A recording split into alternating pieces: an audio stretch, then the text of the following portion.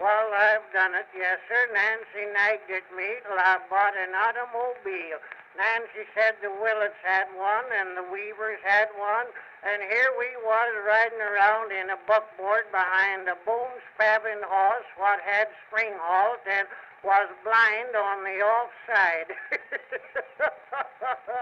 Well, I didn't hanker for that gasoline wagon, but in order to keep peace in the family, I sold 4 head of cattle, my oats and corn, 20 hogs, 10 ton of hay, and put a mortgage on the farm and bought an automobile. I picked it out of a mail order catalog and had the Farmers National Bank of Punkin Center send them the money. While in about a week it come by freight, and we got it unloaded, and Jim Lawson hauled it up to our front yard, and I think all Punkin Center turned out to see it. And Nancy ain't been as tickled over anything since her crazy quilt took a prize at the county fair as she was over that joy wagon.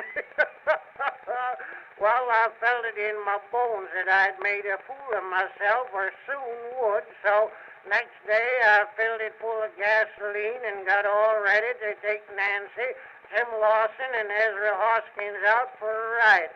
I got out the book of rules, and the more I read it, the less I knew about the innards of that machine. Jim said I had to turn the crank to shoot it off. I turned that crank until my eyes stuck out, but it wouldn't budge.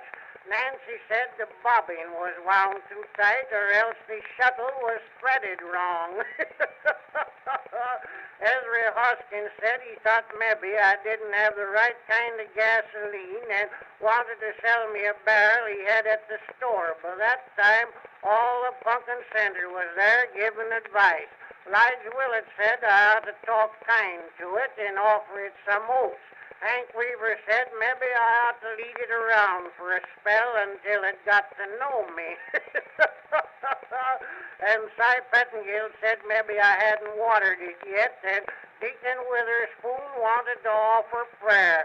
Well, I grabbed hold of that crank again, and it flew back and hit me on the shins, and I sat down in the yard to think it over, and Nancy said the language I used was just shameful.